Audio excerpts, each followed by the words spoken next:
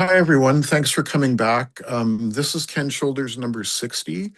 And today we're going to talk about the connection between NORAD, which is the nuclear missile defense for North America, and the Galactic Confederation of Worlds. And we're going to watch this little clip that's, I got it from David Wilcock, but I made a short of it and it's on my channel.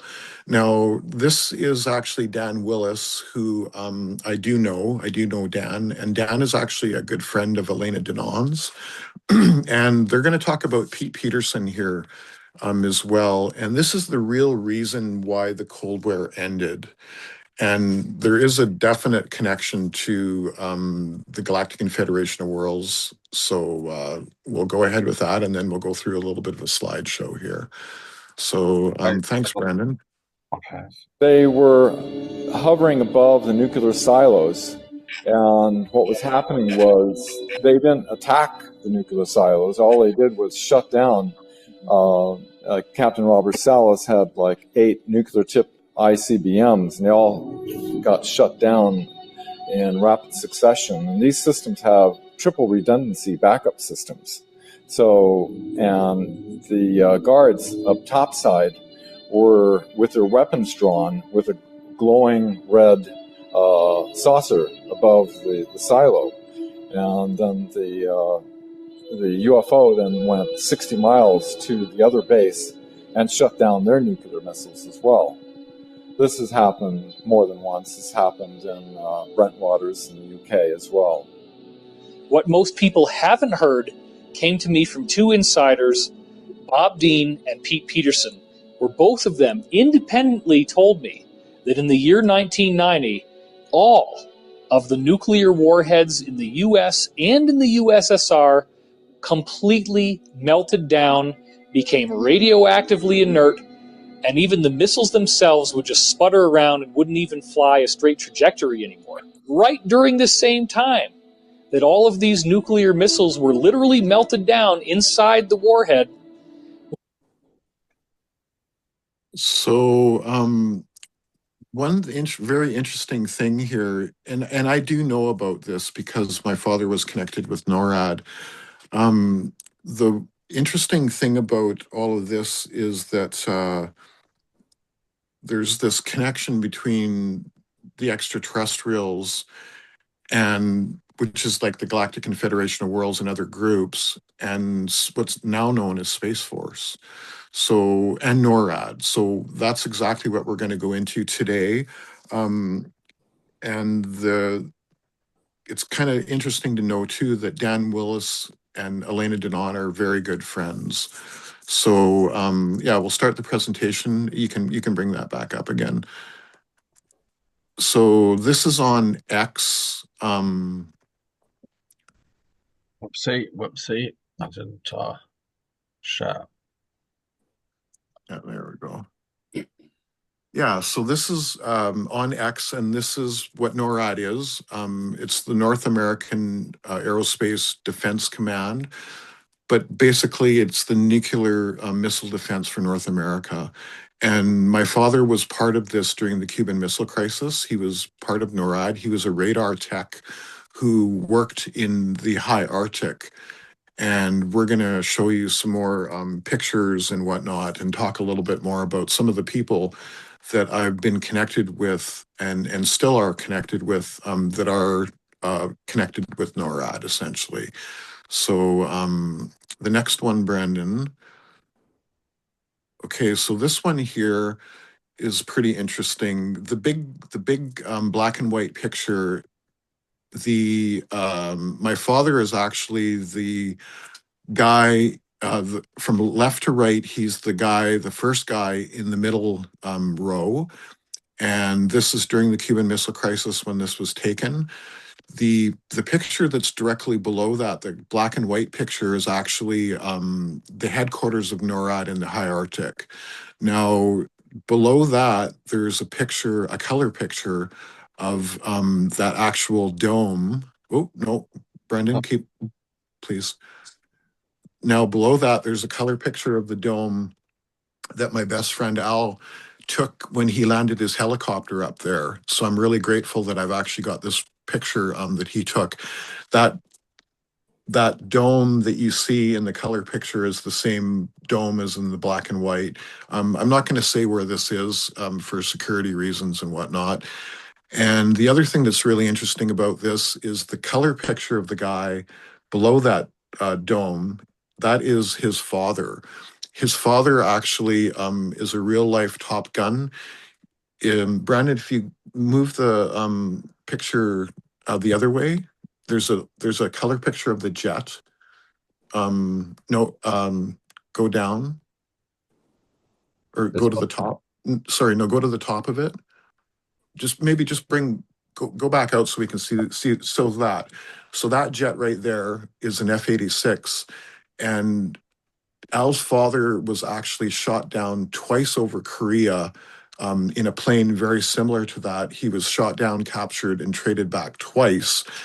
And then during the Cuban Missile Crisis, he was shot down again. I don't know what kind of jet he was in that time, captured and traded back during the Cuban Missile Crisis. So he was actually shot down and captured 3 times. And there's a sort of connection between all of this and NORAD again, because they were, looking for the nuclear missiles. That's the whole story of the Cuban Missile Crisis. So yeah, now we can go back out and talk about some of the other people that I know um, that are connected with NORAD. There is a friend of mine who's a NORAD pilot who actually flew Air Force One with President Bill Clinton, and he told me that he actually flew the NORAD version of Air Force One. So that's somebody who's still a friend. I wanted to talk a little bit about John Hutchison because John Hutchison was actually personally brought in by President Reagan for the Star Wars program, or what's called SDI, Strategic Defense Initiative.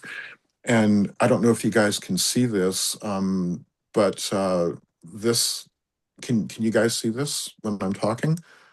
You might have to take that down so that you can. This is something that John Hutchison sent me.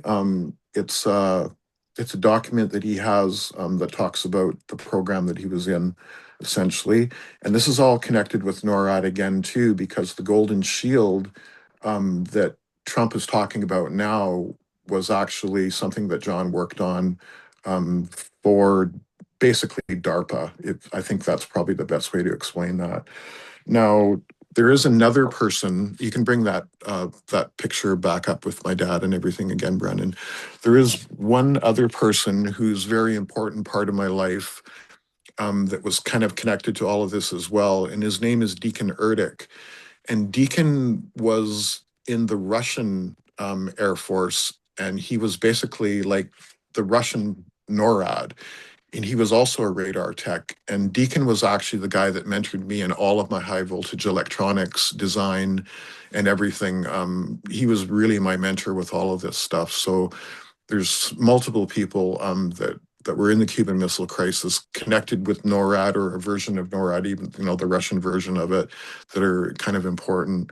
So now we're going to go on to what Can, happened. I had a question. Can Yeah, Darren point to your dad in that picture with his pointer? yeah. Which one to see? He's so from right to left. Yeah, Oh, yeah. oh, You oh, actually had him. that one I there? think no, the one The below next one that. down. That Yeah, one the there? next one. Yeah, That that's my dad right there. Yeah, one. yeah. And his name was Ed Kabursky as well, actually. So I was named after him. Yeah, that was my father during the Cuban Missile Crisis, and this is the Canadian Air Force because he was stationed and worked. I don't know if he was ever up where that dome is in the high Arctic or not, but he did talk a lot about it. What's the I, relationship between the USA and Canada? Are they sort of like almost like one country, or is it it, what's the when it relationship between them? when it comes to NORAD, they are exactly the same. It's all one and the same, basically. There is no separation between countries and anything else like that because NORAD is the nuclear missile defense for North America. So what ended up happening And this is really, really interesting stuff. And this is where we're going to start talking about the connection between the extraterrestrials, the Galactic Confederation of Worlds, and NORAD. Because on the next one here, Brandon, and this is from Dr. Sala. There is a YouTube on my channel, and Dr. Sala's channel too, but there's some YouTubes that talk about all of this stuff. And this actually occurred on January 7th of 2023.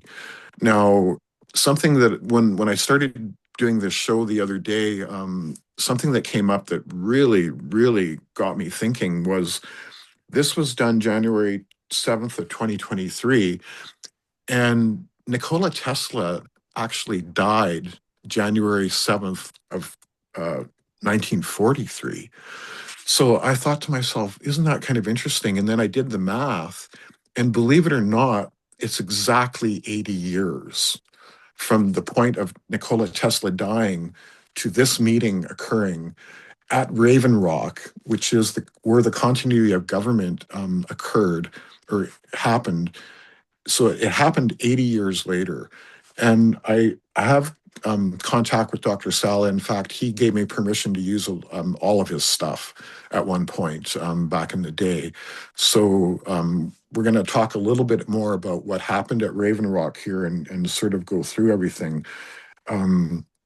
Because this January 7th of 2023, literally 6 days later, on January 13th of 2023, I was asked on the Jeff Rentz radio show by Frank Chili, who's the executive producer of the show, and I talk about NORAD. I talk about my father. I talk a lot about everything that I'm talking about here, and there's sort of this connection that I want to kind of discuss and go through. So the next shot here is going to be. This is the actual radio show that I was on literally 6 days after the meeting at Raven Rock. And the meeting at Raven Rock was actually between Thorhan Iridian, who is Elena Danon's extraterrestrial contact, and the head of NORAD, essentially. And we're going to go through this and kind of explain, because this is the plan. The plan was started in the 1950s. And I actually did see a picture of it at one point. It's not fancy. It was about 5 inches thick. And it was two cardboard covers. And they had written the plan on it in a black felt pen. And it wasn't fancy. When I saw it, I thought, wow, this is really, I expected something a lot more fancy. And it was a picture that David Wilcock had sent me at some point. Did go looking for it, and I couldn't find it in my phone. But maybe at some point I can dig it up again. So this radio show was literally 6 days after the meeting with General Van Herk, the head of NORAD, and Thorhan. And at that point, the plan for disclosure was handed over in a physical jump drive. So the next picture here is going to be, this is actually me in the Navy when I was drafted into what is now known as Solar Warden, or the Secret Space Program. And just to be very clear, I wasn't in there for very long. I was only in there long enough to sort of say this is all really real. And there's a sort of connection between all of this stuff, essentially. And this is 1987, back in the day. The next Well, one. where's the beard? I didn't even have hair at this point. I'll never forget when they shaved all my hair off. Is that your evil twin? How do we know? Good point, Moray. So this is Raven Rock, and this is actually the continuity of government facility where Thorhan met with General Van Herk in the Blue Ridge Mountains. And again, that first shot where we talk about the disclosure meeting, there is really great YouTubes on Dr. Sala's channel, but also if you go to my playlist you'll find this actual thing. It's about 15 minutes long. It's totally worth watching to check it out. But this is where the continuity of government occurred. And what people don't understand is um, there was a continuity of government put in place, and Trump was part of it. But it's not just Trump; it was Trump, Putin, Modi, and Xi. So it's India, China, Russia, and the U.S. Now, I did have contact with him at one point when I found all this out. I said, congratulations on being the commander in chief of NORAD and of Space Force, basically. And that was kind of the continuity of government sort of occurred. Now that he got reelected and everything, that continuity of government is out. But the continuity of government is still in place in Russia, India, and China. And what I'm trying to say here is this is great news and hope for the world, because the Galactic Confederation of Worlds is kind of on top of all of this stuff. So that's where it occurred. Now, the next one is going to be a sketch of Thorhan that Elena did. And Thorhan is Elena's contact who actually saved her. She was abducted, and Thorhan saved her. There's a real awesome backstory between the two. In fact, Thorhan and Elena were married at one point not that long ago, probably 3 or maybe 4 years ago or something like that. And this is General Van Herk. So Thorhan physically came down and actually handed a big jump drive to General Van Herk. And on that jump drive was the plan for disclosure that was actually started back in the 50s with Solar Warden and the William Tompkins story and everything else. So we're going to go into that a little bit more in detail here. So the next one is going to be, this is the shield of NORAD, our North American Aerospace Defense, basically. So this shield would have been in Cheyenne Mountain at the time that the Cuban Missile Crisis was happening, essentially. I've even got a picture at some point of that, a black and white picture of that. The next one is going to show the connection between Northern Command and NORAD, because there's a direct connection between the two, essentially. This basically shows the shield and then the Northern Command shield again. The next one is going to be, and this is where it gets kind of interesting, because this is where we talk about this continuity of government kicking in. And to my understanding, it was the military that approached Trump and said, listen, we think that there could be a possible a big, huge problem in the US, and we need to get on top of this. We need to get you involved. And that's where he kind of jumped in, and everything sort of started. So the Q postings, you guys, are real. We're going to do another show about them, because I actually had David Wilcock back in the day send me the Q postings and the that come out of the war manual, and he actually sent me the sections that were all relevant, and we're going to go through those and talk about them in another show. So this is all kind of relevant to everything. The next one, this is where things get really interesting, and there's this connection between William Tompkins and NORAD, because let's take my glasses off to read this. So that would be August 1st of 1952. This is William Tompkins' resume selected by Extraterrestrials, book number 2, I think is where I got this one from. He conceived NORAD. He conceived the command control center, which is Cheyenne Mountain. He actually designed it all. And then you can see September 12th, 1957, NORAD was created, being Cheyenne Mountain and the whole NORAD scenario. And Tompkins Center, his designs were used, basically. And the reason why is because William Tompkins, he came out of the Nike missile Zeus program. basically he was responsible not only for conceiving NORAD and building and designing everything, but he was also instrumental in the nuclear missile defense with the missiles themselves, because he actually worked on these programs. And we're going to see that in a second here as well, too, with this next one, which maybe at this point I'll have Chip read this because I can't see it good enough to read it. If you don't All mind. right, so this is Selected by Extraterrestrials, Volume 2. So first two paragraphs are highlighted. Now, because of my years of extensive system engineering planning at Douglas on the Nike Zeus anti-missile system, I utilized recent data from the Air Force Missile Warning System at NORAD that I had also designed at Douglas. It transmits data to the Air Force SAC Command post in Omaha, which I also had designed at Douglas. We planned at TRW to submit my new Star Wars proposal back to General Gates. Okay. NORAD defines and tracks all objects in orbit around our planet and incoming into orbit, all identified flying objects, UFOs, and unidentified flying objects, UFOs.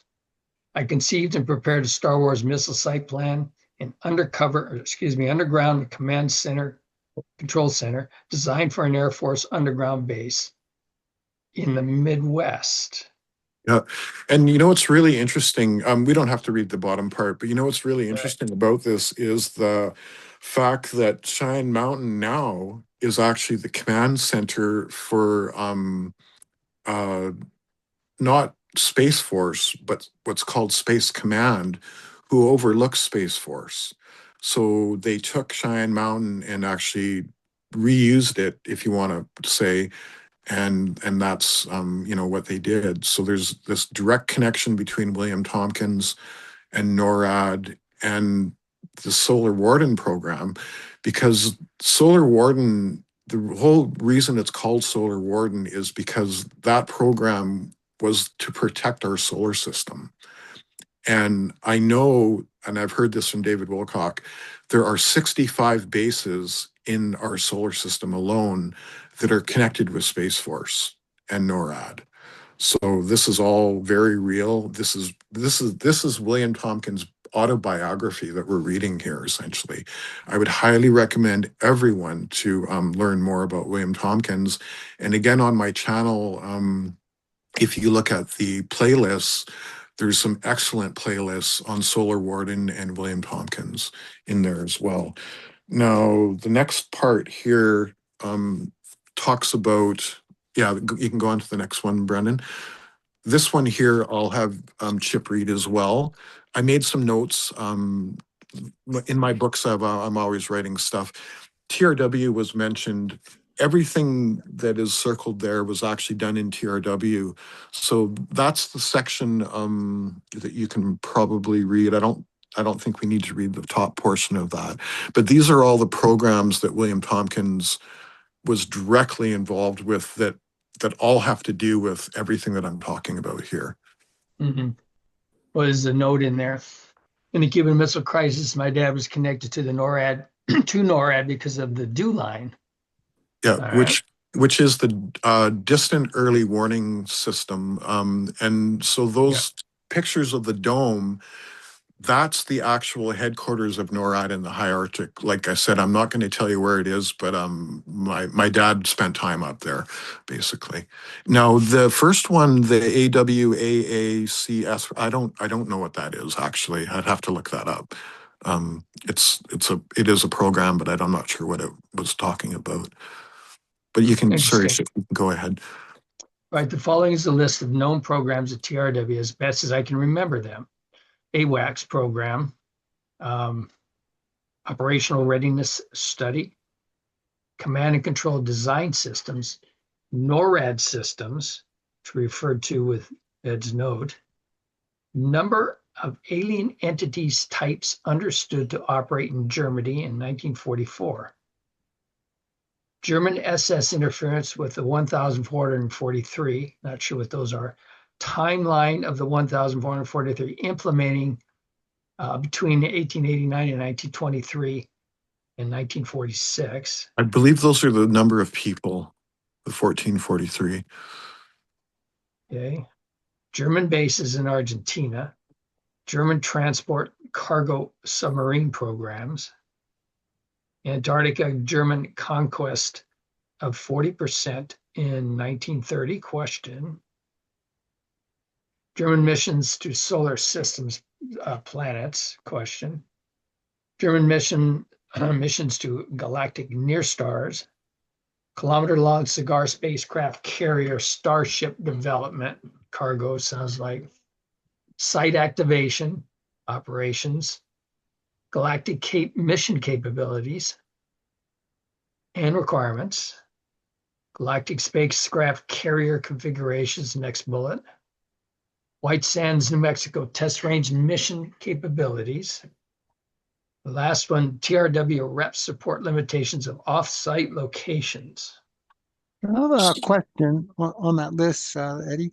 Yeah, So this is pretty advanced. So for the Germans way back 30s and 40s, were they a team with the Dracos to just get so advanced? Who were they teamed with? yes, that is exactly right. They were teamed with the Draco and the Greys, basically, and I even have a picture of Hitler shaking hands with a Grey, a real photo that I got from Dr. Sala. So yeah, the thing about Tompkins was he was brought into this program as basically a teenager, and he was brought in by James Forrestal. James Forrestal at that point was the Secretary of the Navy, and he was also MJ3. Now, he met with William Tompkins and Admiral Ricoboto and a couple other people in secret, because what was going on were these spies were going into Germany and coming back with all this incredible information about flying craft, anti-gravity, free energy, and all of these things. And it was William Tompkins' job basically to decipher and try and figure out what was going on. And then once they had done that, later, then he designed the complete Solar Warden program. So not only did Tompkins design the Solar Warden program, he also designed NORAD, which is our nuclear missile defense, but he was also the section engineering chief of the Apollo 11 when they went to the moon. And you're going to see here in a second what he actually saw on the moon, because in August of 1942, the Germans got to the moon first. They were there before anyone. I even have a picture of a swastika-shaped moon base that the Germans built up there. And we were never basically allowed to go back to the moon until just now, until the Artemis program started. And there is a connection between the Artemis program and Thorhan and the Galactic Confederation of Worlds that we can get into again down the road. Now, this is stunning, you guys. And Chip, if you don't mind reading this one, I will say that the main thing that they're talking about here, the 8 Solar Warden battle groups, in 1987, when I was in the Navy program, this is when a lot of the Solar Warden huge mile-long craft were actually being deployed into space. So, and then again, this is William Tompkins, February 25th of 2016, just before he passed away, talking about it. So yeah, go ahead, Chip. Yeah, so it's about 10 years ago then. Galactic Federation is helping humanity build a Starfleet. All of the main 8 Solar Warden battle groups are old, really old. 8 of them. They're in the process of being completely replaced with 12 new ones, which is a major program going on because they are very old. I think first deployment will be 2 battle groups in 2031 or thereabouts, or close. Yeah, pretty interesting stuff. And this is out of a book about galactic, or what is it called now? It's a book that Dr. Sala wrote. It's part of the Secret Space Program series, and it's about the groups that are helping us, essentially, the like the Galactic Confederation of Worlds, and then going past that, the Intergalactic Confederation, which oversees the Galactic Confederation of Worlds. And for those that don't know, the Intergalactic Confederation are the Cedars. That is the whole story. And again, if you want to learn about it, the book that Elena wrote, The Cedars, is everyone should read it. I think it's the most important book ever written in history, actually, because it tells us the truth about, where we came from and what happened, essentially. Yeah. And I think the next one here. Yes, wait a minute, Eddie. Um,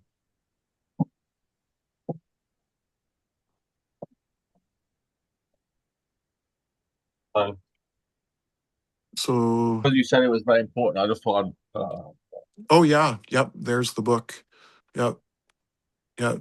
And there's some awesome, before the meeting, we were talking about some of the pictures and drawings that are in those books, in that book as well. We'll look at page 526 later. Yeah, you know what, Chip? I think we should actually dive into that. But you know what I need is I need a new Cedars book, because my book is so written over and into that it's not even probably appropriate to show it. So we're going to have to get someone to take some screenshots. Maybe you could do that and send them to me at some point, and we can dive into more about what happened with the Cedars and all that, because it's all very relevant to what we're talking Your about. book, Eddie, is a collector's item, because everything you wrote, you think about that, right? Yeah, Yeah. I have Well, the a pretty close connection with Elena. I've had contact with her over a dozen times through the years, personal contact with her, so emails and such. So yeah, I did my homework. Let's just put it to you that way. Now, this is pretty interesting here. And again, Chip, we can probably just read the top, that top section, because this is a personal email that Dr. Salas sent me, and it talks about basically the Solar Warden program. So, Okay. All right. This is from Dr. Sala. yep, To Ed. Thanks, Ed, for sharing. It does look like the Rockwell chart being implemented using rocket technologies by companies such as SpaceX. And I think we've seen that Rockwell chart several times. That thing is fascinating. and Tompkins first started working on that chart in 1952. He designed the whole thing. So not only did he design the Solar Warden program, but he also designed the chemical rocket program that NASA is still using. And that's what he was talking about by SpaceX, right? yeah, would you like me to put up the chart? Would you like me to put up the chart No, briefly? no, we'll look at it another time. Yeah. All right, so does look like the Rockwell chart is being implemented using rocket technologies by companies such as SpaceX. A good cover for what is really done with anti-gravity tech, where humanity already has space colonies in nearby star systems. Yeah, Michael Salla. And there's a little if you go down a little bit more, Brendan, there is a little, that right there. You can read the whole thing if you want, but All right. the truth is like a lion. Yeah, you don't have to defend it. Let it loose, it'll defend itself. Augustine of Hippo. So that's the Augustine of Hippo. Is that Augustine? Or is it Yeah, it's a quote. Yeah, I think the early Christian guy? Is that right? I, Augustine. I don't know. I don't know that part. Um I yeah. So the hippo ate him instead of the lion. Well, they're pretty ferocious themselves. yeah. All right, so hi, Dr. Sala. I love the quote you gave me. I'm sure you already have this. When William Tompkins passed away, his best friend Frank was allowed to release the Rockwell space chart. It went to a good friend of mine. Then he sent it to me. I understand the original version is on a large wall in the Pentagon or at the Pentagon. In his book, he talks about 72 alien projects, and how von Braun was not in charge. Dr. DeBus and William Tompkins are the pioneers. Very cool. Thank you for all the knowledge. And can I order the books directly from you? All right. So a couple things about this. William Tompkins, there's a great thing that Frank did, the MUFON presentation that he did that talks about more about the Rockwell space chart that I hadn't seen I didn't see it when I wrote this. Basically, Frank probably was the closest person to Tompkins, and he is the one that where the Rockwell space chart came from, essentially. Now, what I did want to talk about is Dr. DeBus, because I asked Frank Chili, I said, I've read all of this stuff multiple times, and I said, I still don't really understand who Dr. DeBus is. And Frank said, Dr. DeBus is and was the head of the German secret space program at Peenemünde, also known as the Dark Fleet. So he was actually the one that ran NASA, and it wasn't Werner von Braun. Werner von Braun was the poster boy, essentially, for all of this. And this is when Project Paperclip happened, and they let all the German scientists into NASA and created NASA, basically. So that's kind of the backstory of who Dr. DeBus is. And he was at Peenemünde. Interestingly enough, Carmen Miller, who's in our group, her father, Bill Mueller, he was at Peenemünde. He was at that German secret space program. He saw the Nazi flying bell, and he mentored me back in the day. So again, I've done my homework big time on all of this stuff. Where is Peenemünde? Peenemünde was actually in Poland. It was basically where they developed underground the V2 rockets and all that stuff. But not only that, that's where all the German anti-gravity craft that were gifted to them by the Draco were, but they also reproduced a lot of stuff there. And yes, the Germans did have anti-gravity craft during World War II. Now, William Tompkins, because he was the section engineering chief of the command module, the part that went to the moon, he saw the live feed, not the feed that everyone else saw. That wasn't live. William Tompkins saw the live feed. Yeah, it And when reminds me of Battle of Los Angeles. When was that? When was that? 1943 or something? 42, William 42, Tompkins saw, he did see that as a child, actually. So this drawing is a drawing that's out of William Tompkins' books again. And this is actually what he saw with the live feed. The Germans, they landed in the crater, and this is the stuff that wasn't filmed, but this is the live stuff that William Tompkins saw. And if you go just up a little bit so we can read that bottom part, you can go ahead and read that, Chip. All right. All right. So there are 6 ships here parked in the crater. Subtitle there, Apollo, Neil Armstrong, July 29th, 1969. I guess Neil saw this too, as well. Yep. Yeah, they Yeah, would have. that's why he had struggled over the years with psychological issues, I think. William Tompkins' drawing of the NASA live feed of starships on the edge of Sea of Tranquility crater, menacing the Apollo 11 astronauts.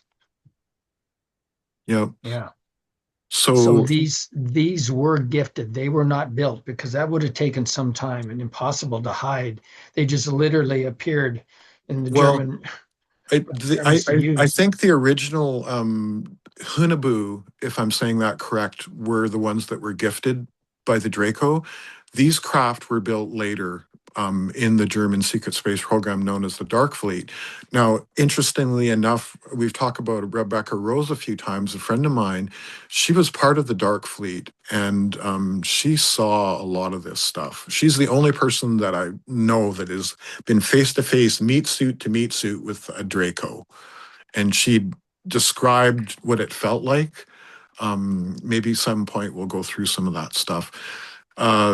It's really important to know this is the whole reason why we never went back to the moon.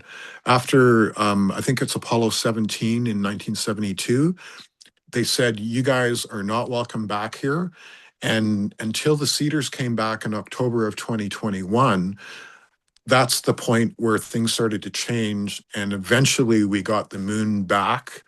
And now, because we've got the moon back, the Artemis program started, and now eventually they're going to land on the moon, and we're allowed to go back there, basically. But we were never allowed to go back there militarily because of this exact thing right here. Yeah, so interesting. I think this is all the slides. If you guys have any questions or anything before we stop the recording. I can hopefully help answer some of them.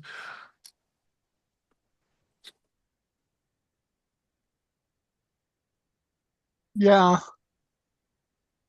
So um, where the disconnect comes from, we have our secret space program, right? That's from supported by Intergalactic Federation, and in parallel, we do our simplistic propulsion chemical rockets like Artemis. Uh, there's a Yeah, disconnect. If we have all this advanced stuff, we're playing around with the crude stuff. Clearly, there needs to be a disclosure where it says, okay, we're fessing up. We have the advanced stuff. We're joining the Federation. There's a yeah, big disconnect. Why are we wasting our time with the chemical rockets and all that just to be a big bluff, right? yep, Why don't we just get on with it, right? yep. And, And and we have bigger problems. you're Well, when I ask the question, I know the answer because until we stop clubbing each other with the war and the crudeness and all that, which makes the second disconnect pop into my head, which is, well, when we began our talk about, hey, who's whacking these scientists, right? Whacking somebody and setting up a suicide is so mafia like. It's just not a white hat modus operandi, it's right?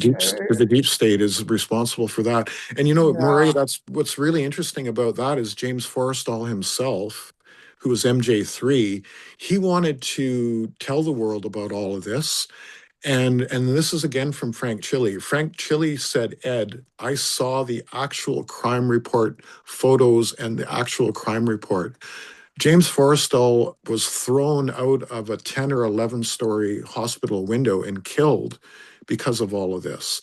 Now, these people that are been dying lately, it's the deep state that doesn't want any of this out there, because what comes along with all of this is all the anti-gravity and free energy technologies. They're going to change everything. And we are actually on a probationary period with the Galactic Confederation of Worlds. Once this continuity of government is finished and done and the wars are over, then things are going to change dramatically. And the disclosure part, we're doing it right now, my friend. Well, right. That makes sense, right? Why are we talking? Because it's part of disclosure. Anybody who's not ready to believe it, fine, we're dismissed as Yeah. kooks. Right. And So, and and so that when General Van Herk and Thorhan met, there was a large, it's probably about that big, sort of like a jump drive handed over physically from Thorhan to General Van Herk, which is the plan for disclosure. And that's what that whole meeting at Raven Rock was all about. So it all does have to do with the continuity of government and the fact that, yes, the extraterrestrials are helping us. They use charge clusters to deradiate those missiles, all of those missiles. And something that Chris Beskar has told me personally is in 48 hours, we can deradiate nuclear waste. And, well, and, I, that's the good news, right? yeah, Right. and I also know from my contacts with NORAD and that they have actually done that with missiles in flight. They've had missiles shot off and they've actually deradiated them right in flight. So what I'm trying to say is the extraterrestrials have always had our back and they're on our side. And that's, why we're discussing all of this again too today. Yeah. Yeah, Yes. and we're still clubbing each other with war, right? So the big contradiction, but I think the consciousness stuff is what's reigning here. Why Yeah. don't you guys wake up, mature into Yeah. beings like us, right? You're all clubbing each other because you're afraid of death, is the bottom line. And there is no death. Your consciousness goes on, but you don't know that, and that's why you're clubbing each other. That is, yeah, very, very correct. Yeah, Yeah, totally. Hey, Ed, do they deradiate those by advancing them in time? Is that the half-life point? That's actually a pretty good question. I think it's done through transmutation from, Like an we out? talked about this white hole and black hole thing. Mhm. In that cycle, which is kind of like a Mobius strip, I think that's exactly how it's done. Now that you brought that up, Charles, I can dig into that more, and we can talk more about that, because I have a lot of information from Chris Beskar about this stuff. And once you have access to ZPE technology, you're talking about easily affecting the nucleus of any atom. And now you're off on new science that's way beyond us, because we're just scratching the surface that exists, right? Let Yeah. alone how do I engineer it? And it's clearly related to the stability of mass and everything else. And thus you can envision, if the ZP is way, way more powerful than any piece of nucleus, right? Mhm. You can easily create a technology that does affect it, and now you've solved your problem. You basically convert it to something safe. Yep. And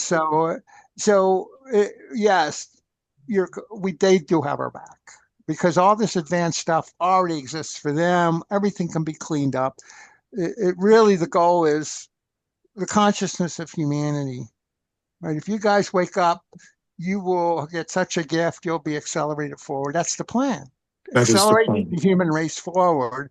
But you Yep. guys have to mature. We can't give you the stuff you're just going to blow yourselves up with it. So mature, Exactly. Yeah. right? So there we are. That's where we're sitting, Yeah. right? And that's what the whole continuity of government is about, is getting rid of the last stitches of the deep state that are deeply embedded in our financial systems, our monetary systems, and everything. Once this is done, which is going to be soon, sooner than later, Elena has said that by 2030 we should actually have contact. And one of the things that I remember Chris Beskar telling me is that if they land on the White House lawn today, tomorrow Stavati will be in the spacecraft business. Now you can take that and analyze it as you wish, but that's Along with something. Elon Musk and Yep, Blue that's If Origin, they have the all of them. advanced stuff, then they're team Yeah. too, right? They're Yeah. teamed up with. And also, we've seen inventions before, like the invention of the space of the aircraft and the car. Before then they had horse and buggy, and then the car came along. And then the aircraft came along. 3 years after the White brothers flew, scientists were still saying heavier than air flight is impossible. yeah, And we've seen the Berlin Wall come down. We've seen the end of apartheid.